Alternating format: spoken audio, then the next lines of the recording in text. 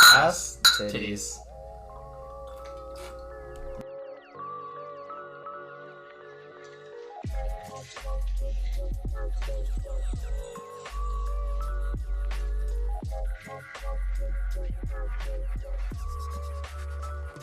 Hello everybody, welcome back to Talkin' Tricks. My name's Frank, I'm here with Jason. And today we have a special guest. We have Bryce, who is literally a mathematician and a tricker from Tribox. So Bryce, if you'd like to introduce yourself. Hey, yeah, no, so like he said, I'm a Tribox tricker, so folks from down in California in the Palm Desert area. I've been tricking for a little over, holy shit, I'm so old. I've been tricking for 9 years now. Yeah, and I had the same thing when I realized I've been tricking for 10 years. I'm like, oh my god, what? Stop. it's been a really long time since I was like, how long have I been tricking? Holy fuck, I'm old now. Okay, but yeah, no, I've been tricking for 9 years, and now I'm rushing towards USF for the fall for my to be a PhD student and a TA. Yep. Bryce is also a wet noodle when he tricks, just like Laz. If anyone I knows forgot. Laz. I am a gumbiest. Yeah, he's an Alex Hunter type tricker. There's always like those archetypes of trickers, and I would say he fits that while also having his own niche. But I'm actually really excited for this episode because I'm a really big fan of math, and I'm just excited to just talk about math with a mathematician. So yeah, I guess today we're gonna talk about four-dimensional tricking. And I kind of stumbled upon this idea because I was just thinking one day, and I was like, I don't know, I was watching videos about four dimensions and stuff like that. I was like, what would tricking in four dimensions look like? And I knew I had to hit up a mathematician and ask them this because it's way over my head. So yeah, I guess to start off, like, what do we even mean by four dimensions, Bryce? Okay, yeah. So when you and I are like talking in English as opposed to the other languages that we communicate to each other in, when we're talking to each other in English and we say the word like dimension, like this trick has a new dimension of difficulty or something like that. What we're trying to express is that like there's some added thing to this that you won't encounter in your usual your usual experience that makes this distinct or in some fashion new. That is not what is meant by dimension in mathematics. It's very, very concrete meaning. The fact that we live in a three-dimensional space is entirely captured by the idea that you could parameterize, you could give a name to every single point in the space that you live in, or at least nearby you, with three numbers. A z-coordinate, an x-coordinate, and a y-coordinate. So that's what makes space three-dimensional. It's described by three numbers. And what makes the piece of paper that we're used to drawing on, or the screens that we're used to writing on, two-dimensional, is that all of the points on them can be described with two numbers, an x, and a y coordinate. Yeah. And I guess in a technical sense, the paper does have three dimensions, but it's really thin. Yes, it does technically have some depth to it. But when we're talking about the writing surface of the paper, then that thing is in fact two-dimensional. That's a good distinction. I never thought of it that way because in my head, I was always like, there's no such thing as a perfect two-dimension in this three-dimensional world. Like, there's no way we can capture that idea, but obviously that's dumb. That's exactly. It's just the surface of any three-dimensional object will itself be a two-dimensional object. Right. Just naturally, because it has no depth now, because we've said the surface of that thing. So yeah. So when we say four-dimensional tricks, and we say things happening in the fourth dimension, all we're saying is take the three number coordinates that you're used to mapping out space with and just add a fourth one. Right. Just simple. That's fine. Exactly. Just nothing complicated there. Just add a fourth coordinate to space. Now, where would you put it relative to the other ones? It's right there, Jason. Exactly. You just put it behind the other. Oh, you okay. put it behind the other three. Yeah. So while physically on a piece of paper, when we're writing down like an ordered triple of numbers, it's pretty easy to imagine what it would mean to just erase the last parenthesis and then put another comma, add another number, and then write the parenthesis back down. It makes sense to make it into an ordered quad, but what that means visually, like how do you turn three-dimensional space into four-dimensional space, that's much more difficult to get at because we don't have four-dimensional eyes. Right. We have three-dimensional eyes and a three-dimensional brain, and that means that we're limited to seeing things in 3 dimensions. I'm And just so- a lowly 3-dimensional being. Exactly. So We're- wait, so is it because like we exist in the 3-dimensional realm that we can't like see comprehend the 4th dimension or like see it? We might like exist in a 4-dimensional realm. We don't know, Jason. Now that's more of a philosophical question than a mathematical one. Why it is that human beings can't imagine things beyond the dimension that we live in? You might say to yourself, well, of course we can't do that. It would never show up in reality. So why would we ever need to do something like that? Mm-hmm. But things that occur in forward and backward in time is sort of like a 4th dimension. It's not a 4th spatial dimension, Mm-hmm. but you can absolutely see things happening in more than 3 coordinates if you involve time. So we witness 4-dimensional things, but for whatever reason, the human brain just doesn't have the capacity to do it. And if I had to put my finger on why, it would probably be because if you could, that would be it. It takes most of your brain already to process what you take in visually as a 2-dimensional slice of 3-dimensional data. I could only imagine that taking in a 3-dimensional slice of 4-dimensional data would have astronomical data. Like the data jump in the amount of time it spends for your brain to process that information would be huge, would be massive. That's so hard to picture for me, like, because you just said, like, obviously what we see, it appears to me as 3-dimensional, but it's 2-dimensional because really I'm just seeing a pane of like what's I guess that's the best way I could explain it, like a movie screen of what's happening. And the reason why I can see, I guess, depth is because my brain is tricking me into seeing depth. Like it's like saying, okay, we're using visual cues and I can see that this is a little further than this other thing, right? Mm-hmm. Yeah, exactly. So like it's not because you're going and measuring the distance. You have this idea of perspective that if things get farther away from each other, then the relative distance between them appears to shrink from your perspective. Right. So like when I picture actually seeing in 3 dimensions, it's like I can't picture it because I have to be able to, like, my computer's in front of me. I have to be able to see my computer and the back of my computer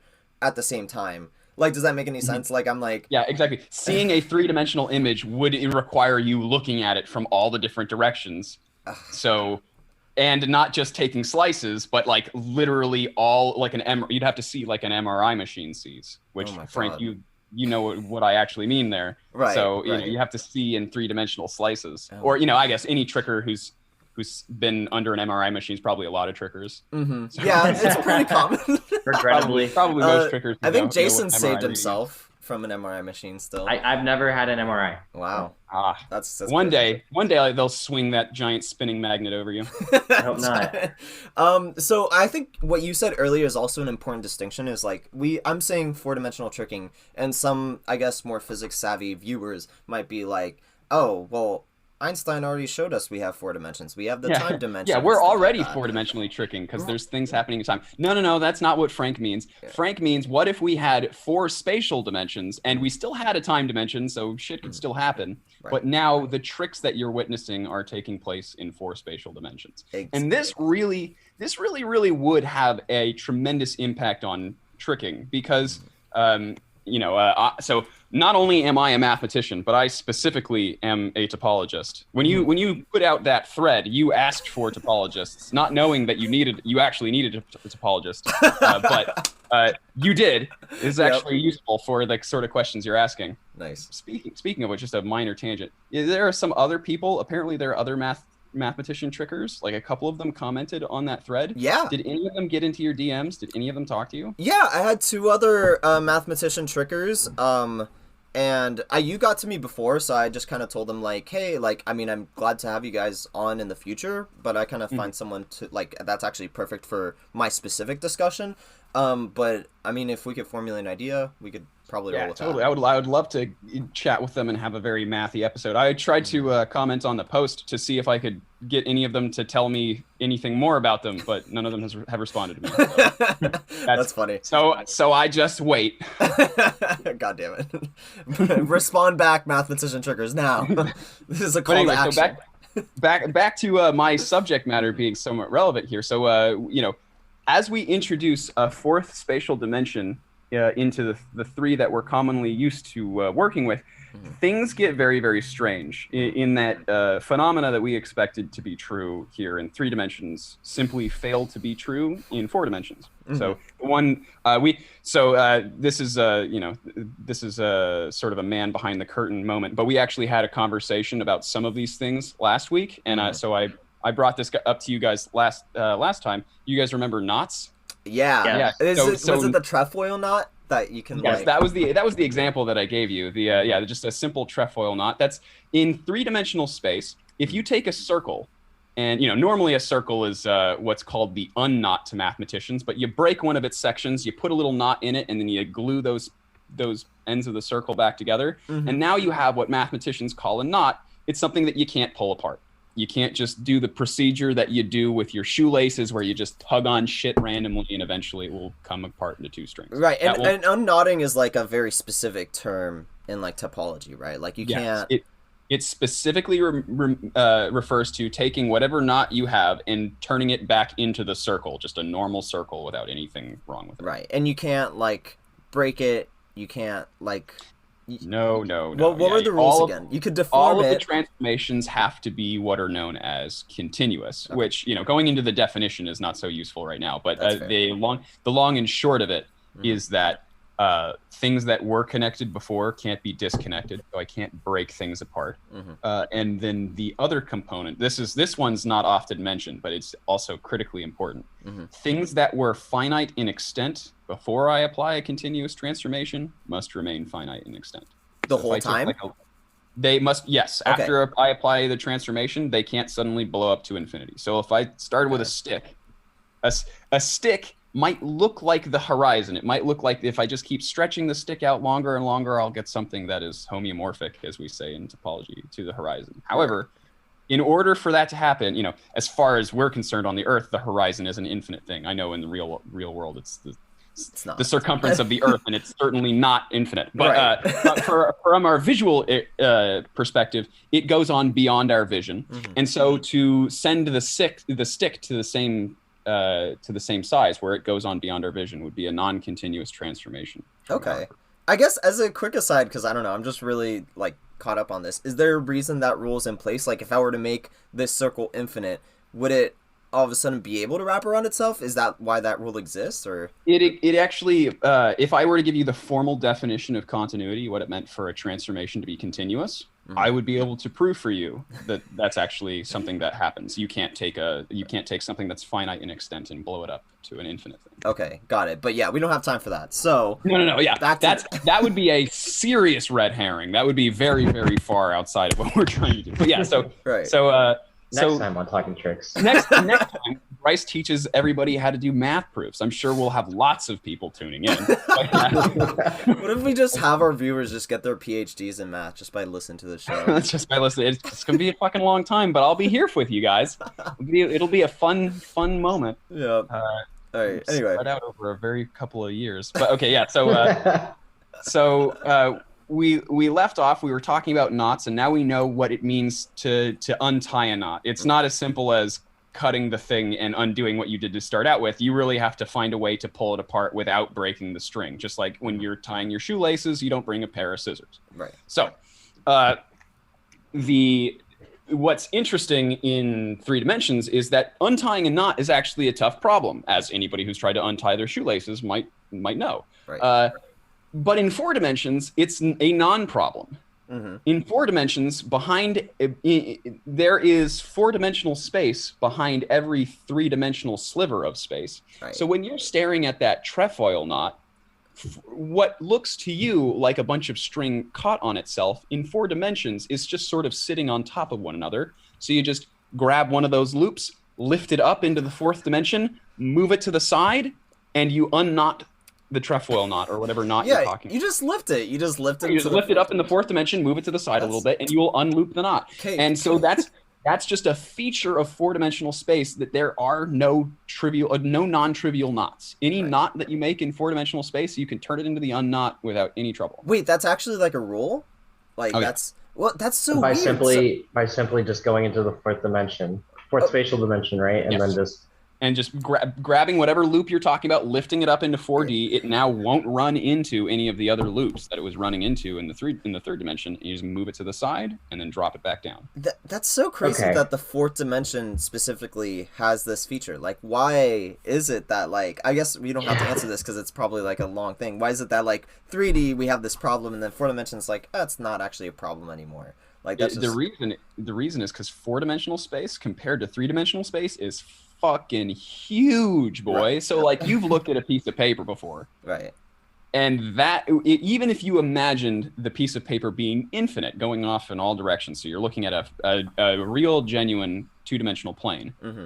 The space in that 2-dimensional plane around any one spot is minuscule compared to the amount of space around a spot in 3 dimensions. Right. You know, in 3 dimensions, at around any little spot in space, I have a whole 3-dimensional ball around it that I could be talking about. Yeah. But on that plane, I've only got the circle. I've only got that flat thing. Mm-hmm. And there's just less space in those two objects. Less space for me to move things around in. So if I had two things that were caught and couldn't move past each other in 2 dimensions, like I can't slide them past each other on the page. Just by lifting one of them off the page and then moving it over the other one, I would be able to overcome this barrier. And that's exactly what's happening in 4 dimensions. Yeah.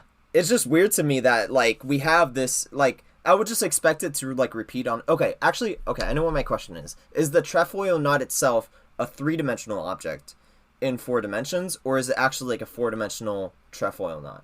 So the Trefoil Knot itself is actually a 1-dimensional object, because it is a version of the circle.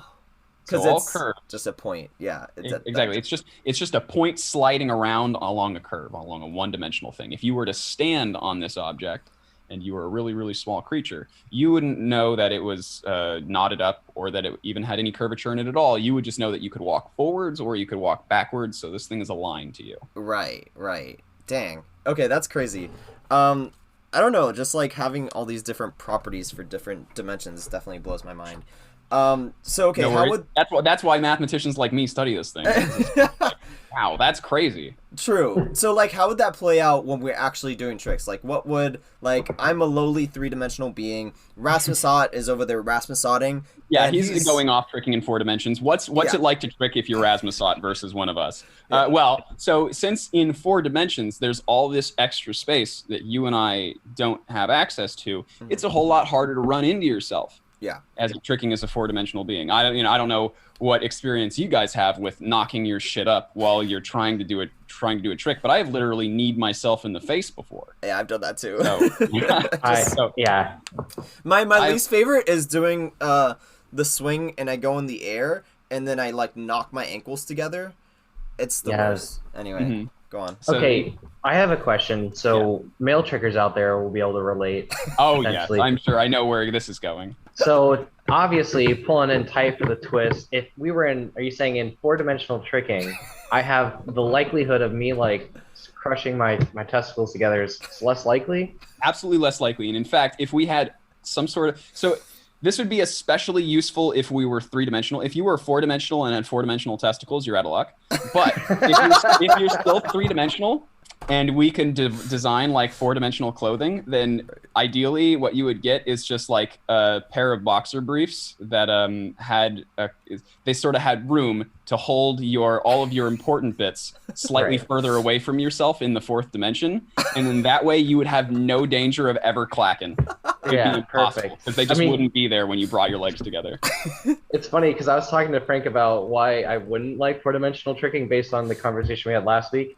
But this is definitely a pro. So. It's a game changer. It's a game changer. The only problem is that benefit applies to 3-dimensional beings tricking in 4 dimensions. Right. It doesn't apply to 4-dimensional beings tricking in 4 dimensions. So only us, if we were able to somehow graduate up to Rasmusot's world and bring ourselves there, then we would be able to take advantage of this. Yeah. Okay. That's okay. Sorry. I feel like we're more likely to elevate to Rasmusot's level than to become 4-dimensional beings. So just slightly more likely. It's probably within that might be within the realm of possibility, but transitioning all the way up to Ott himself is probably a bit beyond us. Yeah, exactly. So I think you made a really important distinction that I also wanted to ask you as well. Is like there's a difference between being a 3-dimensional being like myself and then tricking through the 4th dimension versus being an actual 4th dimensional being Yes. and tricking. Does that translate to anything that we would visually see?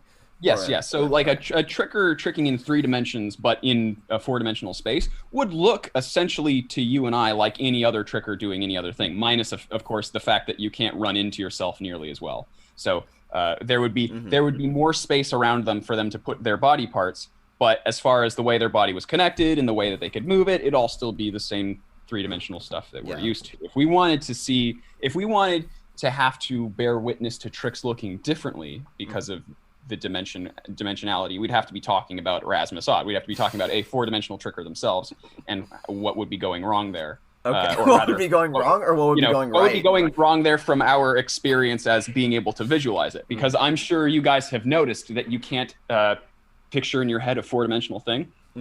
So we have to sort of come up with a way around not being able to actually visualize or see 4-dimension stuff. And the way to do that is actually by sort of doing a trick. Whenever we're having trouble understanding things in a dimension that we can't see, the perfect thing to do is take our discussion back to dimensions that we can see and try to do whatever it is we're trying to do there first, and then graduate it up to the harder dimension. So if we're trying to see a 4-dimensional being, well, that's hard. Let's imagine instead that we're 2-dimensional beings and that we're trying to see a 3-dimensional being, because at least you and I will have some sort of visual understanding of what might be going on there, even though that visual understanding won't be there when we go up to 4 dimensions. Hopefully there will be enough analogies that we can draw. Right. So we're now trickers who live on a piece of paper. We're 2-dimensional.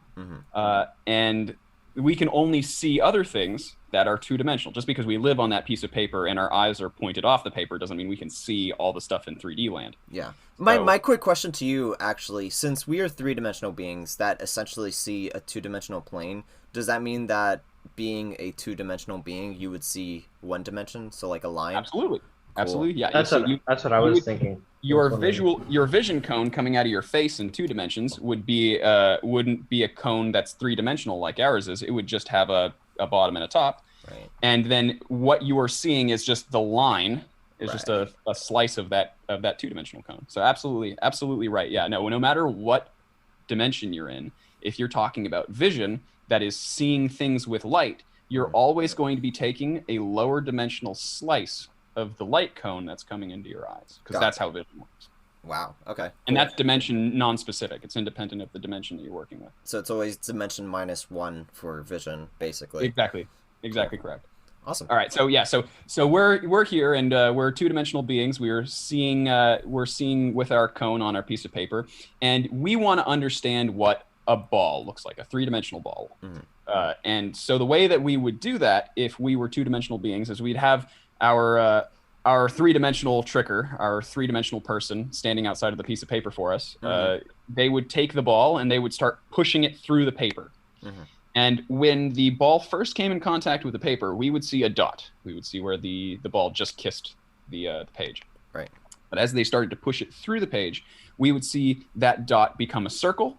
That circle would expand until it became the circumference of the ball in 3-dimensional space. Right. And then it would start to shrink again back down to a point as the ball went all the way through the page to the point where it was just kissing again on the other side. Right. Okay. So that's what as 2-dimensional beings, that's what our experience of a 3-dimensional object would have to be. We'd have to cut it up into a whole bunch of slices that did live in our world, that did live in our visual experience. And then we could sort of imagine that higher dimensional shape by sort of laying all these different pictures on top of one another, by sort of stacking them. Right. So it's like in 4th dimensions, it's like taking what I assume it's called like a hypercube or some shit like that. Hypersphere. Oh, I'm a dumbass. Hypercircle. Technically, a hypercube is actually called a tesseract. Oh, okay. Got it. Okay, well, we're talking about hyperspheres. So there's like 3-dimensional slices of that, and so when it'd be pushed through our dimension, we'd see a little ball, and then it would expand to be a bigger sphere, and then it would shrink again, like as it got pushed through. That's so like trippy to think about. Is like I'm just like I think of slices, and obviously I picture 2 dimensions in my head, but there's like no way for me to formulate 3-dimensional slices. Yeah, I was just thinking the same thing. I was like, how would that even look? I feel like I could only see it in 2 dimensions still. Like I'm only processing 3D images in 2D. And So you're gonna have to sort of use a little bit of a trick of your mind's eye, but just to imagine that all of these shapes are behind each other in a new direction. So like that, when we want to construct the sphere from all of our 2-dimensional slices of the circle, we have to sort of stack them all up back to back and imagine that they're going in a direction that we, as people on the piece of paper, we don't actually have that direction, but we'll just sort of imagine that that's what's going on. Right. That's the same sort of thing that we're going to get with our hypersphere. We're imagining all of these 3-dimensional spheres stacked right up on top of one another. I know they sure look like they'd run into each other because they have 3-dimensional extent, Right. but they can be stacked right up on top of one another. You know And what? that's how- Okay, this is a slight tangent, but this actually brings me to a different math problem that I like. On YouTube, I watched this one math video about stacking oranges, I think, was the problem. Yeah, I know. I don't know if I watched the same video, but I know exactly what problem you're talking about. Actually, no, it wasn't stacking oranges. It was about making circles in a square. Does that make any sense? So you put like 4 circles in a square or whatever, and they take up like a certain percentage of the area or whatever the fuck that's in the cube. But as you go into higher and higher dimensions, and I think it's like that circle in the middle gets bigger and bigger until it eventually escapes the cube that the other things that are inside of. That, by the way, is a visual way of seeing how much more space is in a little region as you go up higher and higher in dimension.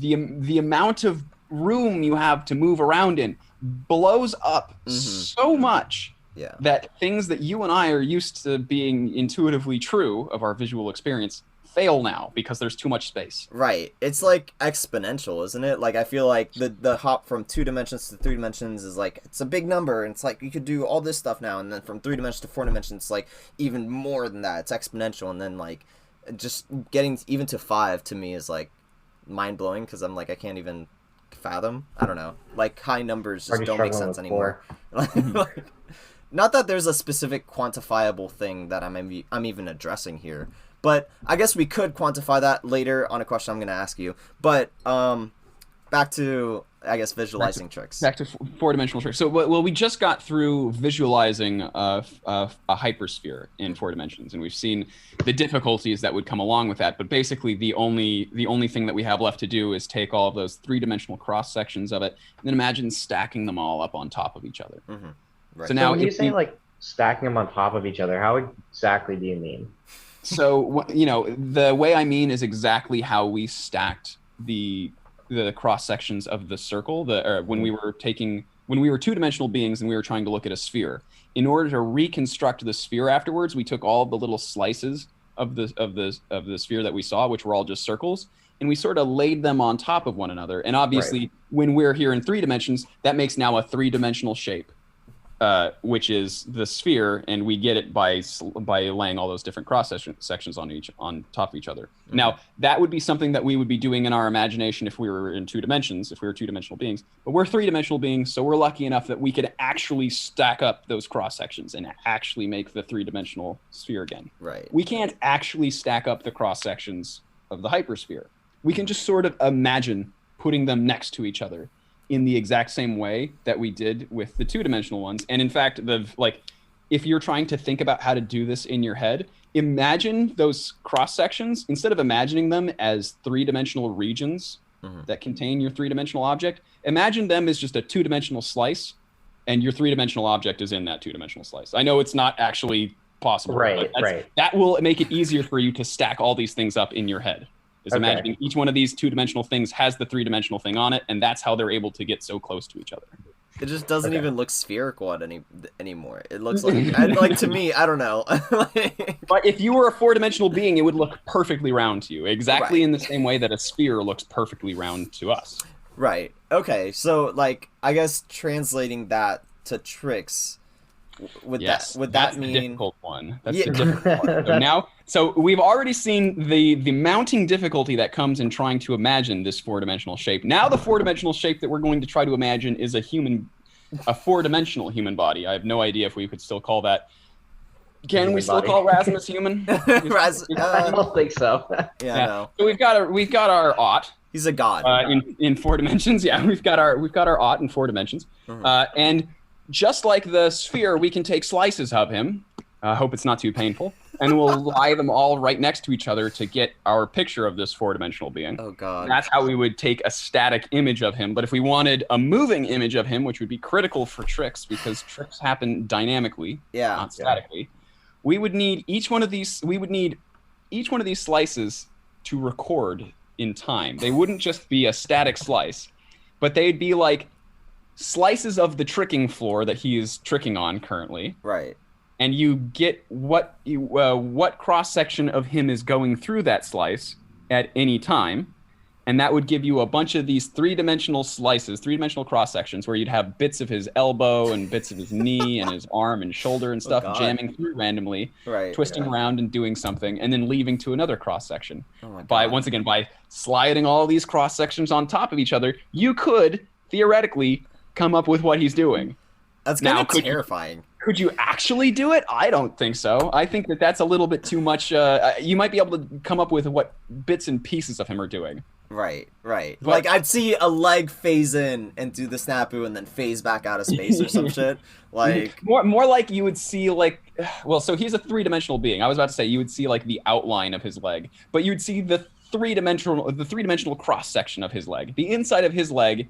In the same way that yours is made of a bunch of 2D slices of the outline of your thigh, his is made of a bunch of 3D slices of the outline of his thigh. Right. So that's what you're seeing. Wait, is he 4-dimensional or 3-dimensional? I forgot. He's 4-dimensional. Okay. He has to be. If he's not 4-dimensional, then we could have him do all of his tricks inside one of the 3-dimensional slices, and we'd be able to see exactly what he was doing, just like you and I see things. What it feels... Okay, so what I'm also picturing, for example, like, I'm a 3D creature. Let's say that I'm tricking, and on my tricking floor, there's this random 2-dimensional plane that's, like, dividing the floor or some shit like that. Yeah, and as you pass through it, that takes images of you so that a lower dimensional, 2-dimensional being could see what your tricks look like. Yeah, exactly. So what if Rasmusat, a 4-dimensional being, was tricking in his 4-dimensional place and just happens to phase through this 3-dimensional area that we're in, or whatever? It would kind of look like, or at least to me, the way I'm picturing it, is like...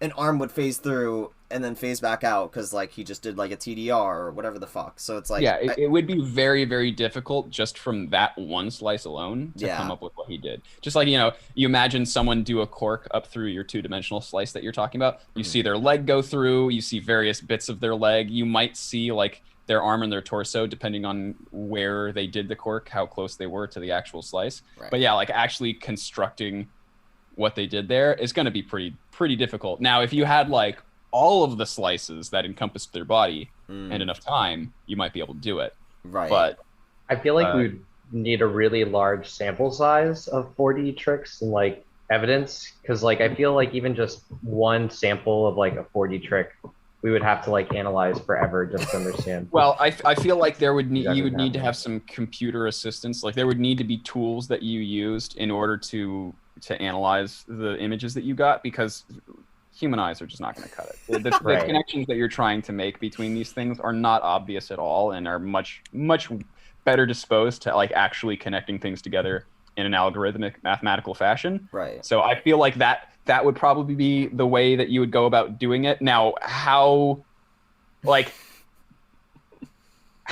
exactly you translate that to useful information, I'm not sure. I think like the best that you could hope for is you come up with a classification scheme for tricks in 4 dimensions, like you guys are talking about for 3 dimensions. Right. You program this classification scheme into your 4D trick computer.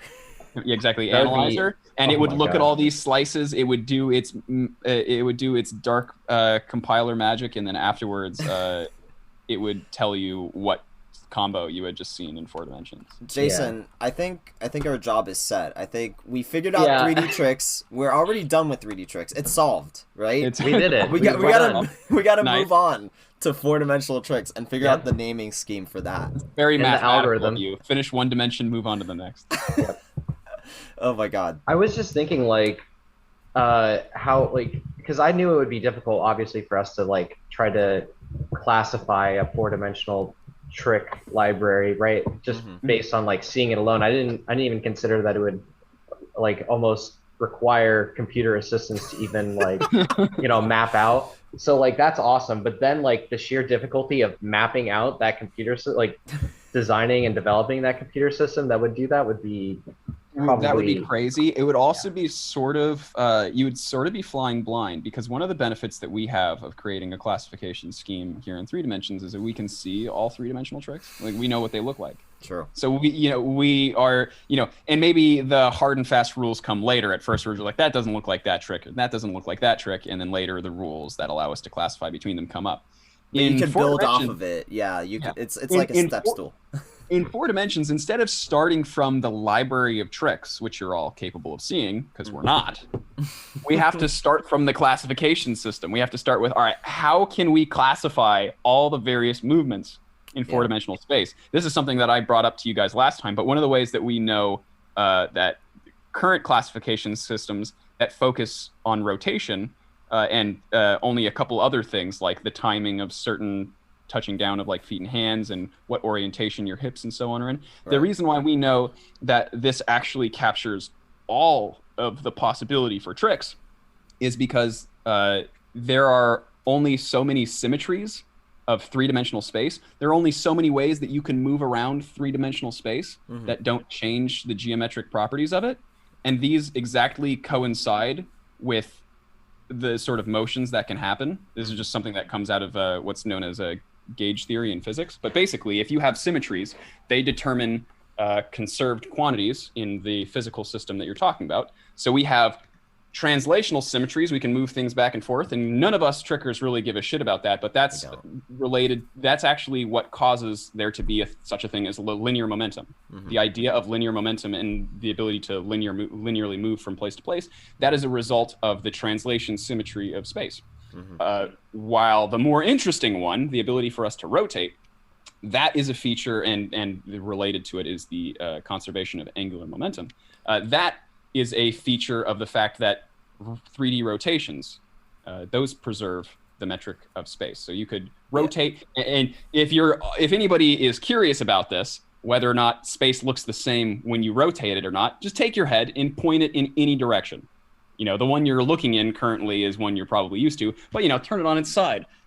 The world's probably not going to look tremendously different. It will look like you'll be seeing it from a different angle, but none of the volumes, none of the lengths, none of that stuff will change. And so, the world is still the same, even if you turn your head to the side. Right. And so now, do we know that some of these symmetries also work in 4th dimensions? Exactly. This is where I was going with this. So in 4 dimensions, we get one new direction that we can translate in.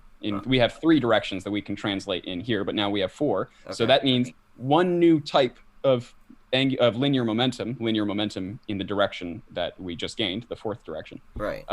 However, there's rotations in 4 dimension, a lot more complicated. Now, this is actually something more for a geometry person, because I haven't gone and looked at the size of the group of rotations for 4-dimensional space. But what I can tell you right off the bat, just by what happens when you transition from 2-dimensional space to 3-dimensional space, when we're on the plane and we're talking about rotating in the plane, you have one option. Right.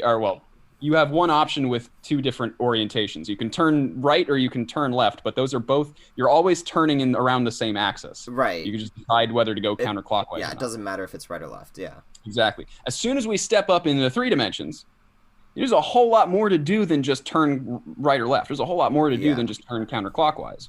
You have 3 different circles around you, technically, that you could be rolling. It depends on how you track things, whether you're doing it with Euler angles or Quaternions or stuff like that. Well, I use Euler angles, so. Use Euler angles? Okay, yeah. I don't know what you're going to worry about. You're going to have to worry about gimbal locking then. Oh, probably. Dude, I got gimbal locking on lock. Like, we're good. We're good. I don't know what Euler. I don't. I don't either. I don't either, Jason. Okay, good. Jesus Christ! I was like, what? No. It's ways of in the exact same way that you have an angle for 2-dimensional space that tells you how far you've rotated around. Euler angles are the thing for 3-dimensional space to tell you what the orientation of your vector is in 3 dimensions. Yeah. Oh, okay. But they're not perfect. Yeah. They have this property where if you are making a jet thruster, for example, that uses Euler angles to move itself around, it will experience something called gimbal locking. Oh no. Where it won't be able to it won't be able to turn all the way to where it's supposed to go. And it's not a matter of something's wrong with your thruster or the servos in it or anything. It's literally the math you're using is bad. Right. Euler Oh my angle God. cause gimbal locking, and you need to use quaternions. Oh yeah, quaternions. So interesting thing about this. So you just mentioned that there's only one way to rotate in 2 dimensions, and now there's like, is it 3 ways to rotate in 3 dimensions? At least 3. There's a little. It's a little bit more complicated than that. Well, but yeah, there's. That's kind of what I was gonna get at. Is that like in tricking at least we don't. I mean we give a shit about those 3 rotations, but we also give a shit about the combination of those rotations, if that makes any sense. No, that absolutely makes sense. And then so that like compounds the number. So I don't really I care that I'm twisting, but I also care if I'm twisting while I'm flipping and stuff like that. And those are 2 different things, right? So like when I picture 4th dimensions, that like compounds even more. Like, you know what I mean? Is like, yeah, we have these different ways to rotate that we don't even know the number, like you said, or you haven't looked into it. But we also somewhat care about the combination of those numbers, or the combination of those rotations. So I don't know, but also something that like caught my attention was you talked about the extra translation. And in tricking, we don't care necessarily about translation, and what I mean by this is you hit on this kind of, but like when we do a gainer, we don't call it a gainer because we're gaining like forward or backward or forward momentum or whatever the fuck. We just call it a gainer because we did it off one leg. We don't really care if a trick goes off to the side or if we go forward or whatever. We still call it a cork or a rise or whatever the fuck it might be. Mm-hmm. That being said, in like parkour, for example, they do give a shit about that. But they give a shit about it in specific ways. So in parkour, it does matter if you did a backflip going forward because that's a proper gainer now. But they don't give a fuck about up and down translation. How high you get on a trick doesn't play a part in how you classify it. No. Also, whether or not your hands touched in free running and parkour is significantly less important than it is in tricking. Yeah, exactly. So, but like, I guess what I'm trying to get at is there's some translations they care about and other translations they don't care about. Like, obviously, the height that you get in a flip isn't going to change the name of the flip. It's just like a really high one. So, like, in 4th dimensions, like you said, if we're building the system from the bottom up, we have to like consider all of the variables and not really know which ones we actually don't care about because we can't intuitively see it. I'm gonna make the conjecture, which is the math way of saying guess. I'm gonna suggest that it probably is the case in 4 dimensions that we wouldn't care about translations as well. It's probably going to be the case that whatever the complicated rotation group of 4-dimensional space is, that's what we're going to be most interested in, just because. And I'm going off of nothing other than the fact that here in 3 dimensions, we don't give a shit about translations. If I watched a person do a combo in the same spot, going backwards or going forward. Okay, I was about to say, like, that wouldn't change my opinion of it. That's not entirely true. It wouldn't change my opinion of what tricks were in the combo. Of how to name it. I saw someone do a combo in the exact same spot without moving, I'd be very impressed. I would or be very going impressed. backwards, to be honest. Going backwards. If I had one of those, I would be like, it's tricking us sideways. Like, imagine you're doing tricks sideways, but you're also going backwards, but you're not going sideways. You're just like, I can't even picture So that. I do think it's interesting because I was thinking about how we would rule out that kind of classification system too. Like, as you guys were discussing it, like, we would obviously care about the new axis that we're gaining with the 4th dimension. And like, we can obviously discount some axes that we don't care so much about. Like, we don't really focus so much on like flat spin, but we care about like flip and we care about twists and the combination thereof. But I wonder if there would become like a new subset of like tricks where we have vert twists, which are twists that have no kicks, flips with no twists. I mean, I don't have to describe that. And then we would see stuff like that, I think, but we'd also see some variations that actually vanished, that don't. Sorry, I didn't realize I had a joke there. But we'd actually see some variations go away that wouldn't exist in 4 dimensions, actually related to the knot thing that I was mentioning a beginning ago. And you, Frank, I noticed you turned your head there like, what the fuck you mean? Yeah. You go to 4th dimensions. All right, You've seen a thread before. Oh, yeah. Yeah, you've sseen tricks where people thread their leg through their other leg, right? In 4 dimensions, this is not nearly as interesting to watch. Because it just happens all the time. There's just space on the other side. They could just move their leg right past their other leg without going through it. Oh my god, that's funny. Interesting to watch about a thread in 4 dimensions, and so nobody could be doing thread tricks in 4 dimensions. You're not wrong. Even in 3 dimensions, I still think thread is lame. So I'm just kidding. So it's just even lamer, you know? Just extra lame in It's 4 like dimensions. what you just like. It's like the most mundane thing you could do in 3 dimension. Like you just moved your arm up. Like that's what you did. It looked like a really shitty figure 4. It looked like figure 4, but you didn't commit to it, and so you moved your leg around a whole lot throughout it. So It yeah, becomes exponentially more lame as you increase the dimensions. Figure right. 4, I almost forgot that variation existed. Yeah, it's interesting to think about building a system from the bottom up because really not having that intuition kind of fucks with the system. Because like if I were to like not know anything about 3-dimensional tricking, like I just whatever, but I knew I had to classify these 3 rotational axes and then maybe some other stuff in them. Like I don't even know where to start. Like you know what I mean? It's like. Yeah. And now we have to do that for 4 dimensions without having any intuition about like what might be a cool thing or not a cool thing. And you can't even check afterwards to see if you're wrong. Yeah. You can't. It's like finding out. Like you couldn't go to you couldn't tell Rasmusot like, all right, so here's my 4-dimensional classification scheme. I want you to try to like put some stuff together and see if this actually helps your combo ability. Like I don't know, because you wouldn't actually be able to inspect Rasmusot's 4-dimensional tricks afterwards. It would give you no insight as to whether or not it was actually helping out. Yeah. So what you're saying is me and Jason have our work cut up for us, basically. Yeah. Yeah. So First things first is to find some sort of ancient power that transitions you from 3-dimensional beings to 4-dimensional beings. I could do that. Ask Rasmus about that. I'm sure he knows a thing or two. Right. I think it might have to do with becoming a child celebrity, though. So you're gonna. Dude, okay, but Kyle Potter was a child celebrity. He was in the Hot Wheels commercial, and I know him personally, so I think. Okay, so you're getting close. Yeah. Yep. I think you have to be a kid yourself, though. So you're gonna have to. So you need to Kids find- are pure of heart and they can transition. Exactly. No. You just find time travel. I mean, you're already trying to go to the 4th dimension. You might as well. Just That add it's time. menial at that point. Yeah. Exactly. Like, this is peanuts compared to being. So we'll find time travel, go back in time, talk to, join Rasmusot's. Instead of letting him solo show his rap performances, Yes. backup singers. Yeah. Yes. And Oh my God.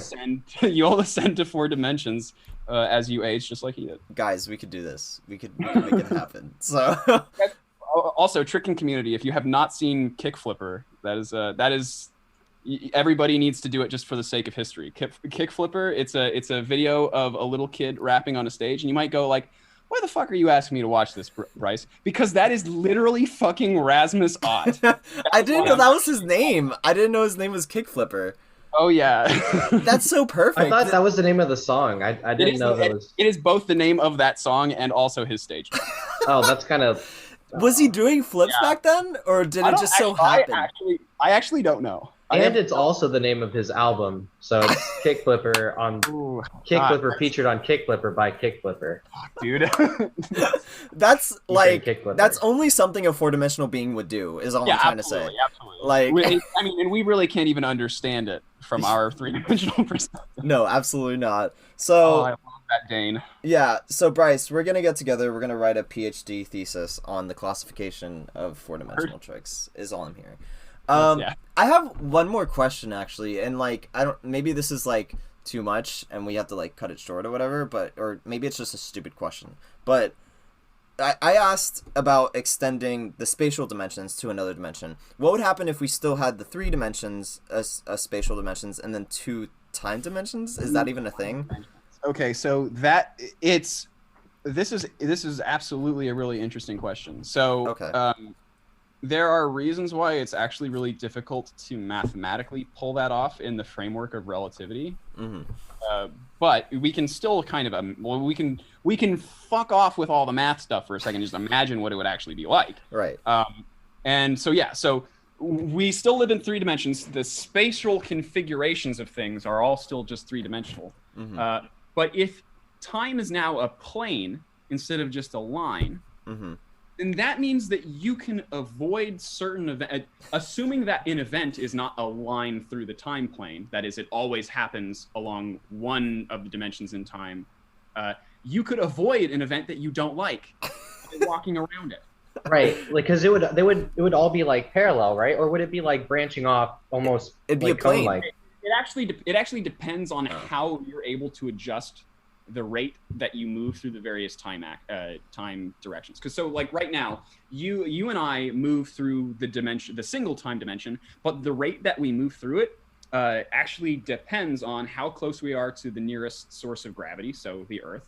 Whether we're laying down or standing straight up makes an impact on how fast we're moving through time, and also how quickly we're moving. So if we start going for a jog, we'll start moving through time less quickly than we would otherwise. So this is all of your motion in 3 dimensions. So in order to have something like this happen, in order to actually be able to control the rate at which you went through your time plane, you'd have to be able to adjust the speed that you go in one of the time directions or the other based on how you're moving through 3-dimensional space. So you have to do it through 3D. I guess in our current framework, it's the stuff that happens in the 3D space that's determining how you're moving through the time component. So they're just intrinsically tied. Like there's no way to like separate it. Well, and that's exactly what Einstein's relativity is saying. Right. Time and space are both actually part of the same thing. Fuck. So, okay. But yeah, so what would have to happen in order for it to be meaningful for these 2 different directions,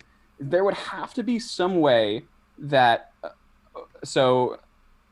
I guess there's a couple of ways that it could potentially happen, but in my mind there would have to be some way that you could like move quickly in certain directions. Certain directions would be preferred for one time axis, and another direction would be preferred for another. And so what you mean by direction, you mean like spatial direction? Direction in space. Yes. This would destroy the rotational homogeneity of space that we currently have. So that would be one aspect of it, is going in different directions would not be the same anymore because they would influence the rate you went through the time plane. Right. But so yeah, this is a way that we could recover this same sort of relativistic behavior. There are particular directions, and speeding up in a particular direction changes the rate that you move through a particular direction in time. If you were able to do this, then you could speed up the rate that you went through one time direction and slow down the rate that you went through another. By doing this, you could curve your path around a whole lot of the events that occur. Okay, 'cause I was wondering how you would navigate this time plane, and I guess just by shifting by speeding up in particular directions, or the other way that you change the rate of time flow in 3 dimensions here is to get close to a source of gravity. So I'm not exactly sure how we could dope getting close to a source of gravity so that there's like a sort of a parity to it. So you can be doing it one way or another way, and that will be changing which of the time axis you're messing with. Gravity is inherently unidirectional. It's sort of a one-way street, so I don't really know. I figure, so you could come up with a way of moving in different directions, causing your rate of time travel in different time directions to change. That would be okay and consistent with the way we know moving through space works. Right. As far as I know, being close to a source of gravity, that should cause the dilation in either time direction. It should be the same. There shouldn't be a way, or fundamentally one of these time directions is way different from the other one, and so like getting close to a source of gravity moves you a whole lot faster through that one and not the other one. And then that other time direction would be special. It would be like less gravitational and less to do with gravity. Got it. Oh, so gravity cheats then too. Then Sorry, at that point, in the context of tricking, that would be kind of like almost cheating if you could do something like that, because it would have an impact. You could avoid on ankle sprain or some shit. But you also have to be able to look into the future, don't you? Like to. Yes, in order to know what events you're going to try to be dodging, you'd have to have some form of prescience. You could people avoid bad things happening in their future now, and they're not future seers. They just have a pretty good understanding of the events as they're going to unfold. So you could do something similar. You don't necessarily need to be a psyker. You don't need to have some sort of psionic ability, but but it would absolutely be less accurate than someone who did have one, right? Because what if you tried to dodge through time and you accidentally dodged right into something that was fucking worse? Yeah, I was you have no way of knowing whether that's going to happen or not, because you don't know what's going on further forward in time. Well, what I'm picturing, and I know this is kind of a ridiculous idea, but I'm picturing time just moving super slow so that I can analyze everything that's happening at once, and I'm going for a cork. And then I know I'm gonna land on my ankle the wrong way, so I put my arm out, and then that changes my angular momentum or some shit like that, and then like I'm going through a different area of time, like I'm going through this dimension of time, and so like I'm going to a different timeline where I don't sprain my ankle somehow. I don't even know. You are one space-time event, so you will always be located at one point in space-time. So you'll never have to worry about like, oh gosh, this part of me is over in the wrong timeline now. No. Okay. You will all still be stuck together in the right timeline. However, you do bring up the fact that every time you go to a tricking gathering in a place where there's a time plane instead of a timeline, that there's actually lots of tricking gatherings going on simultaneously, depending on which timeline you're traveling along. Yeah. Well, there would be like countless almost, wouldn't it? Be as many as there are trickers there, really. Exactly, and nobody would be able to experience all of them. Oh man, no. You would guaranteed be missing out on some hype. I already got FOMO. Tricks on the floor happening in different timelines that you have literally no clue what's going on. Someone would cross your timeline and be like, "Holy shit, did you just see that?" And you'd be like, "No, literally no." That's hilarious. No. But if you're Rasasa and you're a fourth, and you can travel through them at will. Then what you would do, then you absolutely could. If you're Rasmussen and you're a four-dimensional being, here's how you would do it. You would represent one of the time directions and all of 3D space. You would represent that four-dimensionally on as a diagram in the exact same way that we can represent three-dimensional scenes by taking pictures of it and putting them next to each other. You could do that exact same thing in 4 dimensions and then just watch all of them play out, and you would all of the gatherings. And you got 3D vision, so you're set. Yeah, well, he's got 4D vision. He can see, he can actually see these things as 3D slices, so he gets to see a lot of stuff. Oh, fuck. You get to see everything all at once. Yeah. Holy shit. Well, yeah, I mean... Quick question, because, like, if the theoretical 3 spatial 2 time dimensions, if we wanted, because like time's a plane, we couldn't, and I guess I kind of think of it as like, okay, think of it like a running track, right? So we're with 1 time dimension, we're stuck on like one or like a single track on this like track field, I guess. But if we had 2, we can add a second one. How would I, instead of like, because time is always like pushing forward, how would I go directly like to the next lane without progressing forward in my initial time dimension? I guess you're always going to be progressing forward in a time direction, especially if the time plane works out the way the timeline works out. You're always going to be moving in some direction in the time plane. However, which direction you're moving to, which timeline you're getting closer to, that would depend on how fast you're moving in what direction and what sources of gravity you're next to. Yeah.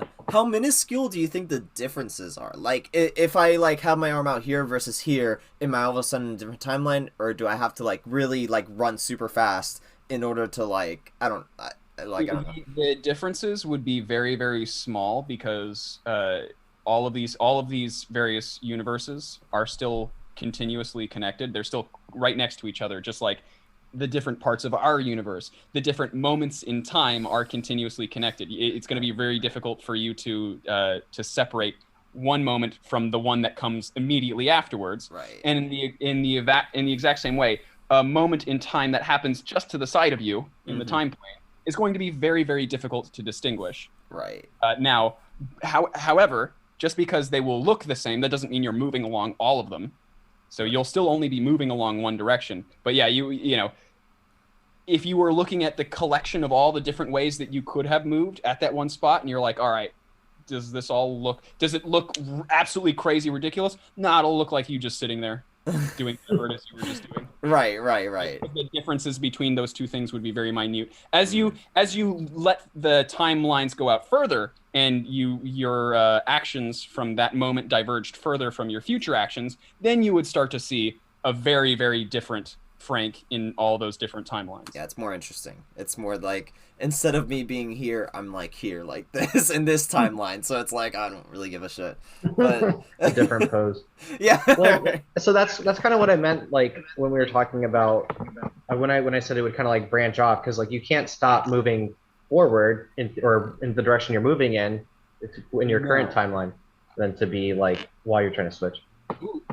Well, there's another aspect of this, just one last thing I wasn't even thinking about a second ago, but you know how we mentioned that you could avoid certain bits of the future if we lived in a time plane. We obviously can't avoid certain bits of the future if we live on a timeline because we have through every single point on the line as we move from place to place. Right.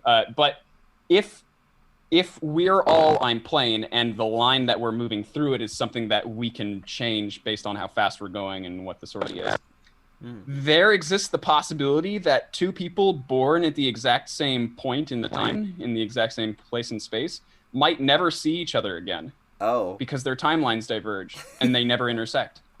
That's crazy. So you could be born at the same time as someone and wind up in a... Exactly. We could meet at a gathering and then never ever see each other again because we're so separated each other in time and space. Oh my god. Even though technically we would both be, it would be just like finding out that you met Frank and then now, you know, he lived his life 50 years. You never get to talk to him again. Right. Because that is exactly the same thing. You have some distance between him and you in time that you can't overcome anymore. Right. I'm actually picturing now, like, so you were talking about being born, and now I'm like thinking about like conception, and I don't mean like actual sex, but like when I guess there could be a timeline right next to another timeline where one sperm fertilized one egg and then a different sperm fertilized the same egg right next to each other, and so those are two different people. And it's like kind of what you were saying, it's like they're born at the same time but they're two different people and are different timelines or whatever the fuck, and they'll never meet. Yeah, I don't know. Well, they could never meet. What if you meet? Wait, what? I think the only way to get around this to not have paradoxes is that like every individual person can only move in one time direction. Right. So like, you know, that egg that's being it's being fertilized. It can only move in one time direction. So even though there are all those other possible sperms, and if they had, you know, if we were moving along those directions, they would be the ones that fertilized it, and so we'd see a different person. Because the egg can only move along one timeline, only one person gets made from that egg. Right. Otherwise, you would be able to meet all the alternatives for yourself just by moving in the correct direction. Right. Of course, I see. And yeah, okay, I see where the paradoxes come in. I know, I get it now. Dang.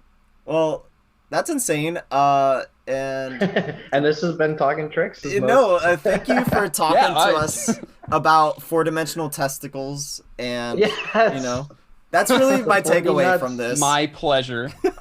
Is that someone needs to invent four-dimensional testicles boxer briefs? Yeah. That's my main takeaway. That's really all I learned, to be honest with you guys. Well, not only do you have to have those four-dimensional boxer briefs, but you have to be sizable enough to be able to take advantage of them. Because remember, space and dimension is a little big. Oh, hey, yeah. I definitely won't be filling them out, but I'll be protecting my family jewels. So my three-dimensional testicles. Yeah. Anyway, no, thank you, Bryce, for my coming poor on. lowly three-dimensional testicles. Yeah. Of course, it was a pleasure. Yeah, no. Thank you so much, Bryce. I look forward to another conversation with more weird math shit or other things, and be fun to see if we could get the other math trickers have like a big math chat at some point. I actually haven't met I haven't met them, so I need to talk to them first, but maybe there would be something interesting that we could talk about and maybe even debate about, because one expert, there's not a whole lot of we can't have a whole lot of conflict. Right.